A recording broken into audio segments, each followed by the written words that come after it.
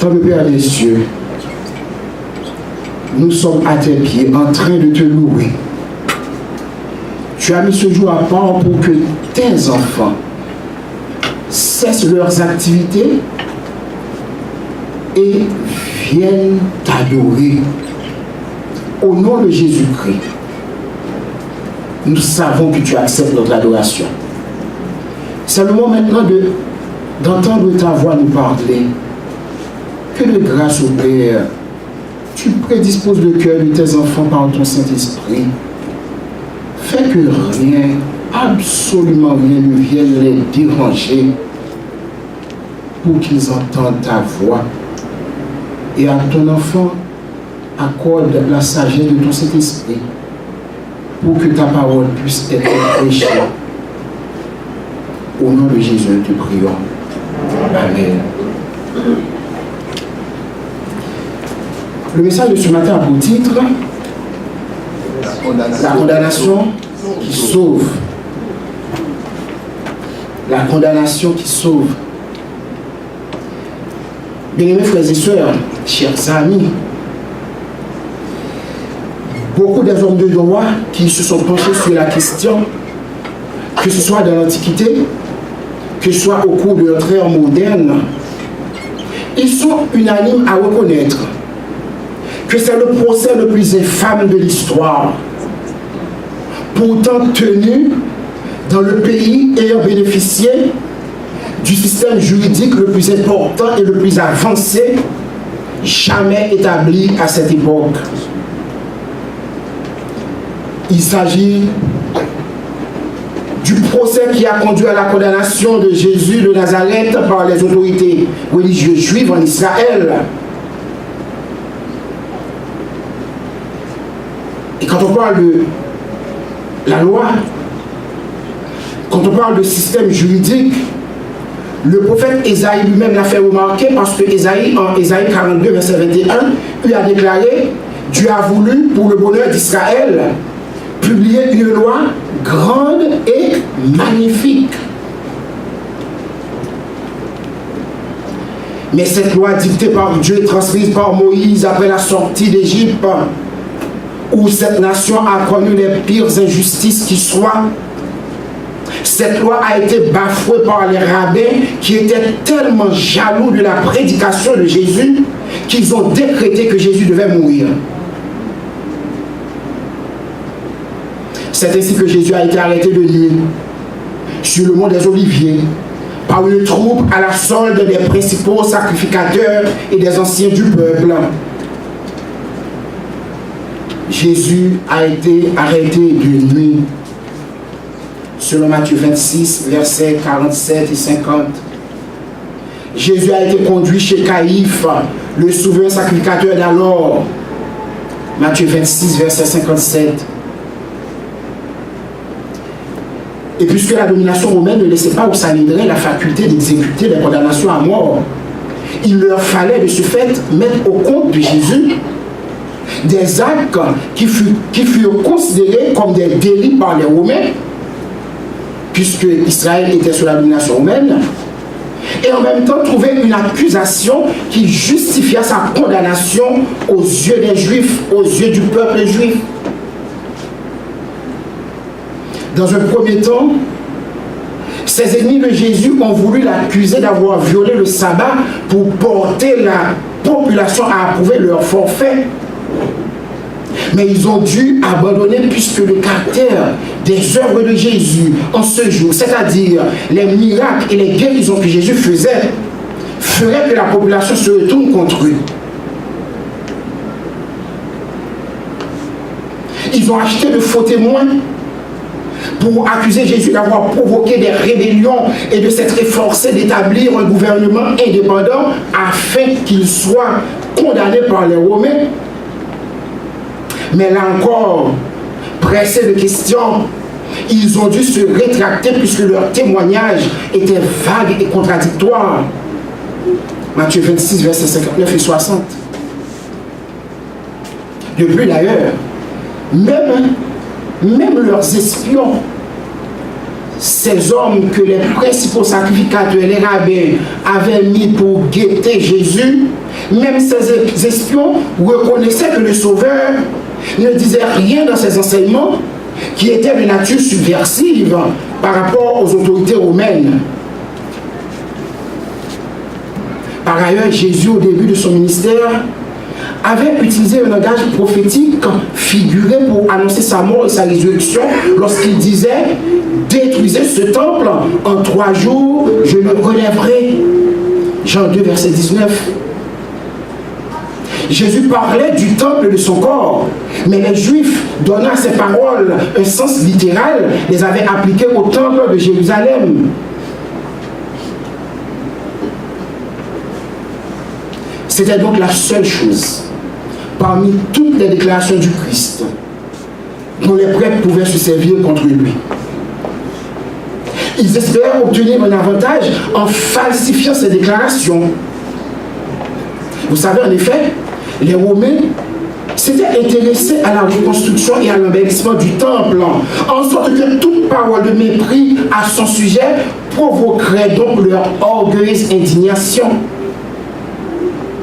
Et sur ce terrain, les Romains et les Juifs, les pharisiens et les sadducéens, deux groupes qui étaient toujours ennemis, sur ce terrain, ils pouvaient se rencontrer car tous professaient la plus grande vénération pour le temple de Jérusalem. Ils ont fini par trouver 2 témoins qui ne se contredisaient pas, autant que leurs prédécesseurs. Et l'un d'eux, corrompu à prix d'argent, a déclaré « Cet homme a dit, je puis détruire ce temple et le rebâtir en 3 jours. » Matthieu 26, verset 61. Il a ici altéré les paroles du Christ pour obtenir du Sanhédrin une sentence de condamnation. Jésus n'avait pas dit « Je peux détruire ce temple », mais Jésus avait dit « Détruisez ce temple » parce qu'il parlait du temple de son corps. Mais ils ont falsifié les paroles du Christ. Et d'ailleurs, puisque les Juifs considéraient Jésus comme un saint homme, une telle déclaration aurait dû être considérée comme une folle présomption de sa part. En 3 jours, je vais détruire ce temple et je le rebâtirai. En sorte qu'il n'y aurait pas moyen de transformer cette parole en blasphème. Et les Romains, de leur côté, ne verraient pas non plus un crime digne de mort. Jésus, sans prononcer un seul mot pour sa défense, écoutait patiemment ces fausses accusations. Caïphe, le souverain sacrificateur d'alors, voyant que le procès n'avançait pas, dit à Jésus, ne réponds-tu rien à ces choses que ces gens déposent contre toi? Matthieu 26, verset 62. Jésus garde le silence. Matthieu 26, verset 63. Et son attitude, l'attitude de Jésus, nous renvoie à ce que le prophète Isaïe avait annoncé longtemps déjà, en Isaïe 53, verset 7, semblable à un agneau qu'on mène à la boucherie, à une brebis muette devant ceux qui l'attendent, il n'a point ouvert la bouche. Alors Caïphe, furieux par le silence de Jésus et voulant que Jésus se condamne lui-même, lève la main droite vers le ciel et s'adresse à Jésus avec la plus grande solennité. Je t'adjure par le Dieu vivant de nous dire si tu es le Christ, le Fils de Dieu.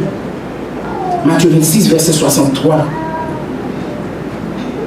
À ce stade, sachant que sa réponse à la question venant de la plus haute autorité de la nation est faite au nom du Très-Haut, rendrait sa mort certaine. Et voulant de plus attester son caractère et sa mission, Jésus déclare « Tu l'as dit ». Et Jésus ajoutait « De plus, vous verrez désormais le Fils de l'homme assis à la droite de la puissance de Dieu et venant sur les nuées du ciel. » Amen. Matthieu 26, verset 64. Et Matthieu de nous dire, alors, le souverain sacrificateur déchira ses vêtements disant, il a blasphémé, qu'avons-nous encore besoin de témoins? Voici, vous venez d'entendre son blasphème, que vous ensemble? Ils répondirent, il mérite la mort. Matthieu 26, versets 65 et 66. Chers amis, frères et sœurs, jusqu'à ce verdict, ces chefs religieux ont tenté en vain de donner une allure de légalité aux accusations portées contre Jésus. De plus, toutes les procédures entourant son procès étaient entachées d'irrégularité. Jésus n'a pas été inculpé ou accusé avant son arrestation. Jésus a été arrêté de nuit. Jésus était accablé de moqueries et de mauvais traitements par la troupe qu'il avait saisie, frappé au visage lors de ce soi-disant procès avant qu'il eût été accusé lui-même condamné. Le procès s'est tenu de nuit et à huis clos. Le tribunal n'a entendu aucun argument ni aucun témoin en faveur de l'acquittement de Jésus. Le procès a débuté, s'est terminé dans la même journée, la veille d'une fête. Il fallait tout faire puisque la fête des Pâques allait arriver. Aucun des juges n'a tenté de le défendre. Ils étaient tous ses ennemis. Les prêtres ont cherché de faux témoins pour condamner Jésus à mort. L'affirmation de Jésus selon laquelle il était le Messie, considéré comme un blasphème, n'a pas été examinée. L'accusation a été changée lorsque l'affaire a été portée devant Pilate. Les accusations étaient fausses. Et finalement, Pilate a estimé Jésus innocent et l'a tout de même fait exécuter. Toutes ces injustices dont il était victime étaient contraires aux lois et aux traditions juives en vigueur à cette époque. Pourtant, celui qui pouvait exterminer ses ennemis préférait supporter leur cruauté. L'amour que Jésus avait pour son Père et le souvenir de l'engagement pris dès la fondation du monde, avant même la fondation du monde, de porter les péchés de l'humanité, lui faisait accepter sans se plaindre les grossièretés de ceux qu'il était venu sauver. Et c'est grâce à cette condamnation, grâce à cette exécution capitale, que vous et moi, nous tous qui avons accepté Jésus, qui reconnaissons la valeur de ce sacrifice, c'est grâce à cette condamnation que nous sommes justifiés et que nous avons la vie éternelle. Amen. Et c'est ça, la bonne nouvelle. Voilà pourquoi, chers amis, chers frères et sœurs, j'ai titré le message « La condamnation qui sauve ». L'évangéliste de l'Ancien Testament, le prophète Ésaïe, au chapitre 33 de son livre, avait déjà décrit tout le processus qui a conduit au rachat de l'humanité dans les versets qui ont constitué le texte de base. Et encore, je vais vous inviter à relire avec moi Ésaïe 53, versets 2 à 12. Ésaïe 53, versets 2 à 12. Il s'est élevé devant lui comme une faible plante, comme un rejeton qui sort d'une terre desséchée. Il n'avait ni beauté, ni éclat pour attirer nos regards. Et son aspect n'avait rien pour nous plaire. Méprisé et abandonné des hommes, homme de douleur et habitué à la souffrance, semblable à celui dont on détourne le visage. Nous l'avons dédaigné. Nous n'avons fait de lui aucun cas. Cependant, ce sont nos souffrances qu'il a portées.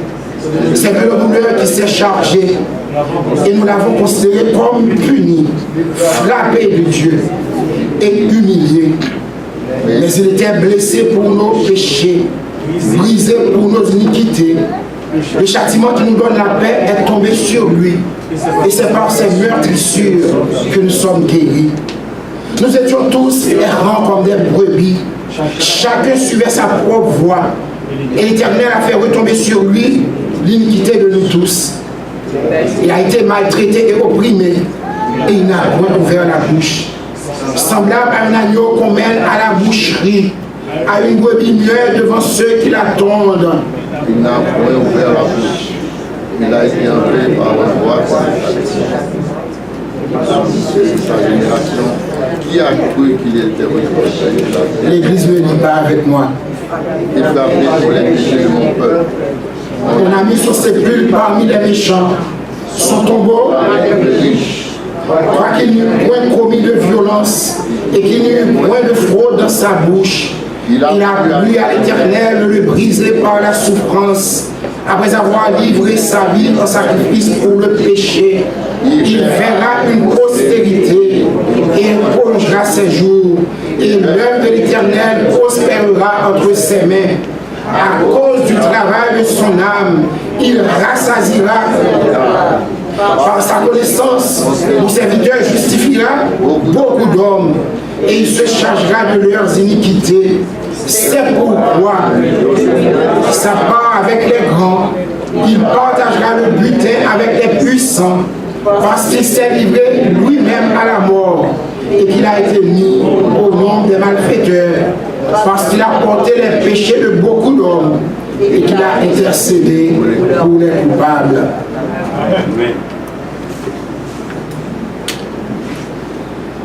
Le prophète Ésaïe, frères et sœurs, nous a décrit ce que Jésus a fait pour nous, ce que Jésus a fait pour moi, ce à quoi il a consenti pour nous racheter, pour racheter toute l'humanité.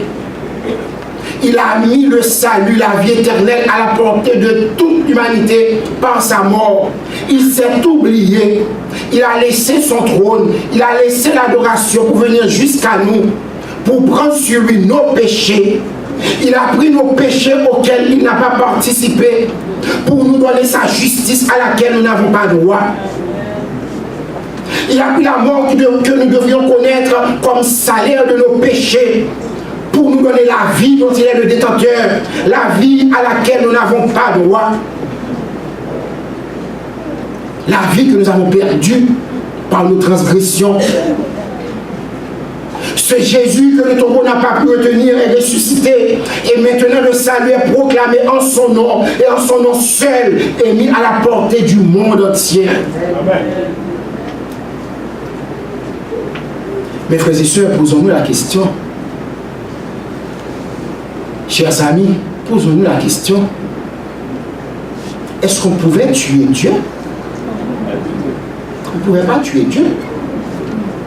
Celui qui est la vie, celui qui possède la vie et qui règne sur les hommes et sur tout ce qu'il a créé. Non, on ne pouvait pas tuer Dieu.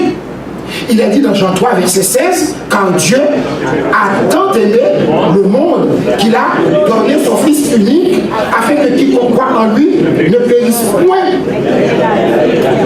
mais qu'il ait la vie éternelle.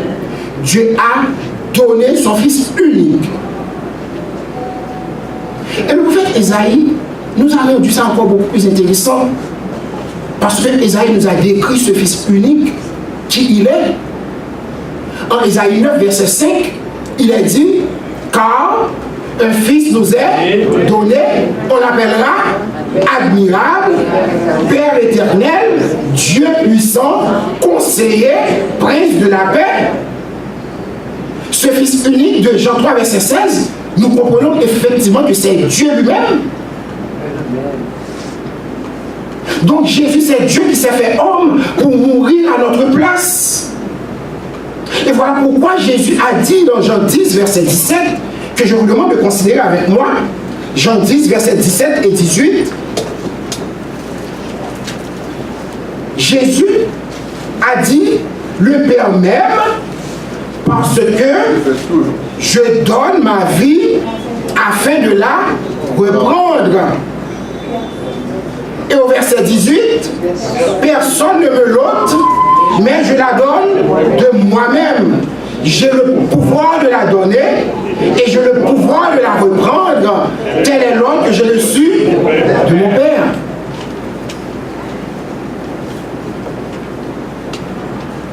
J'ai le pouvoir de la donner. Il a donné son Fils unique. Donc c'est Dieu qui s'est donné pour moi. C'est Dieu qui s'est donné pour chacun de vous ici présents. Alors maintenant, nous pouvons nous poser la question de savoir qu'est-ce qui s'est passé à Golgotha.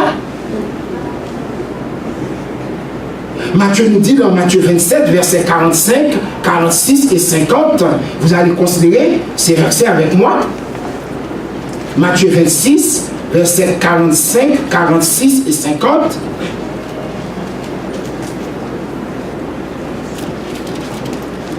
Matthieu 27, excusez-moi, versets 47, 46 et 50. 45, 46 et 50. Le verset 45, nous lisons: depuis la 6e heure jusqu'à la 9e, il y eut des ténèbres sur toute la terre. Verset 46. Et vers la 9e heure, Jésus s'écria d'une voix forte: Élie, Élie, lama sabachthani, c'est-à-dire, mon Dieu, pourquoi m'as-tu abandonné? Verset 50. Jésus poussa de nouveau un grand cri et il rendit l'esprit. Jésus poussa un grand cri et il rendit l'esprit. Matthieu nous l'a dit comme ça. Mais l'apôtre Jean, dans son évangile, précise quelque chose que Matthieu, vous savez, ils ont tous traduit ça par leur façon. L'apôtre Jean nous a dit quelque chose dans Jean 19, versets 30 à 33. Nous allons encore regarder ces textes. Jean 19, versets 30 à 33.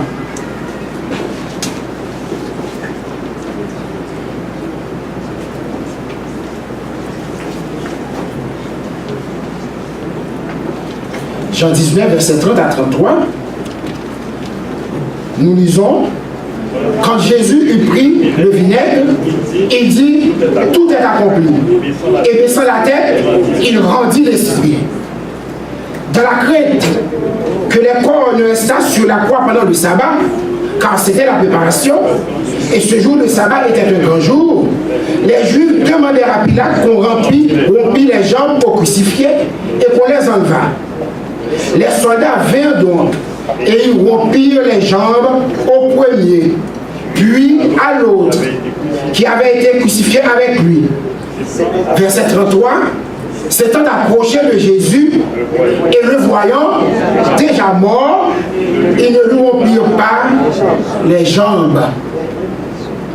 En sorte que quand Matthieu et Jean disent il rendit l'esprit, il veut tout simplement dire que Jésus est mort.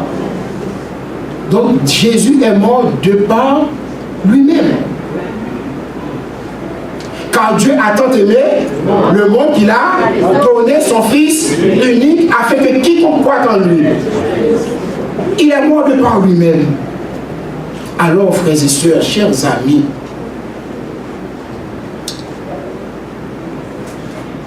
quelle fut l'angoisse de Jésus?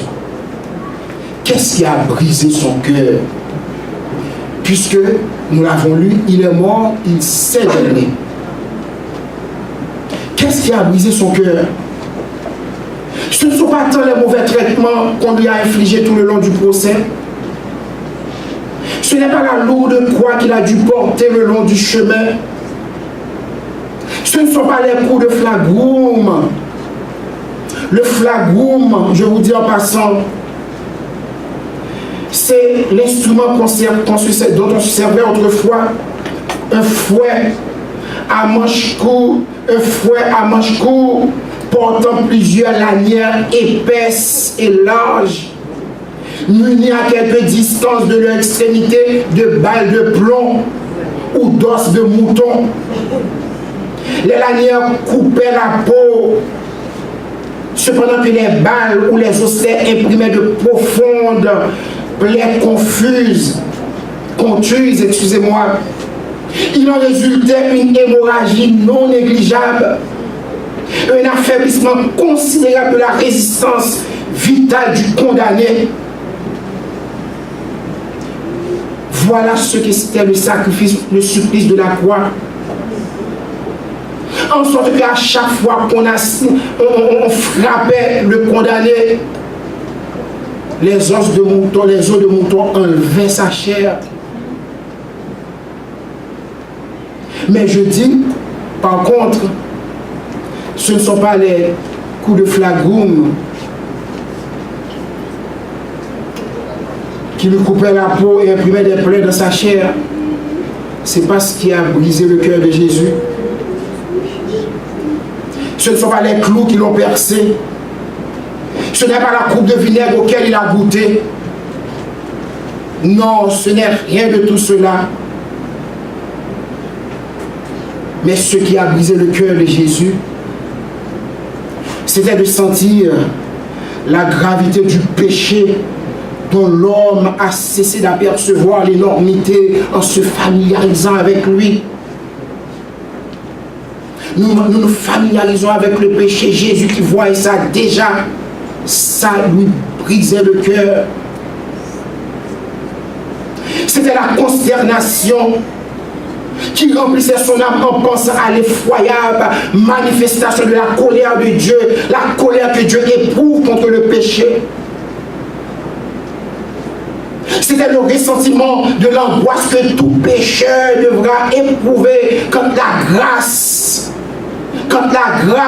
cessera d'intercéder en faveur d'une race coupable. Le ressentiment de l'angoisse que tout pécheur, tous ceux qui avaient le privilège d'entendre la parole de Dieu, mais qui ont choisi de ne pas l'accepter, Jésus, ça lui a déjà brisé son cœur de voir que ces gens-là allaient être perdus. C'était le sentiment du péché qui faisait reposer la colère du Père sur lui en tant que substitut de l'humanité. Voilà ce qui rendit la coupe de Jésus si amère. Voilà ce qui a brisé le cœur de Jésus.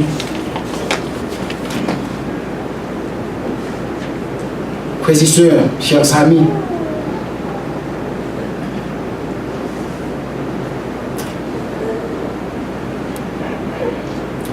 il vous arrive de ne faire aucun cas de ce sacrifice.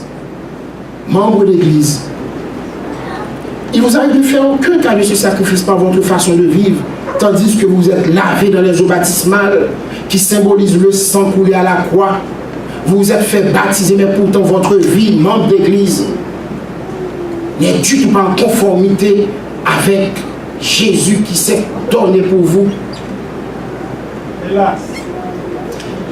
Chers amis visiteurs, il vous arrive des fois d'être profondément attristé et même de pleurer. J'ai déjà prêché ce message à Bethesda. J'ai dit qu'une fois, moi, je regardais la passion du Christ, j'ai pleuré. Et depuis lors, je me suis dit, plus jamais je ne regarde ça. Et je vous dis, ce que nous avons vu dans le film, c'est vraiment rien par rapport à ce que Jésus a connu, par rapport à la souffrance que Jésus a endurée.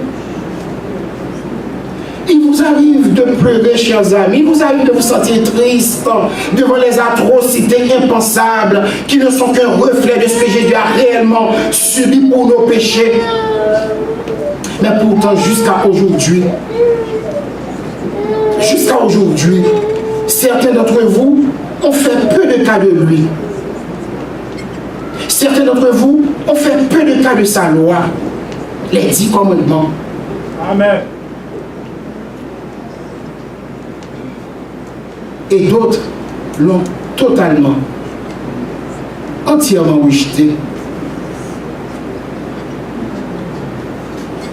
Alors qu'il a souffert pour nous, alors qu'il a laissé son trône pour nous, il est venu jusqu'à nous pour nous sauver. Nous n'avons fait de lui aucun cas.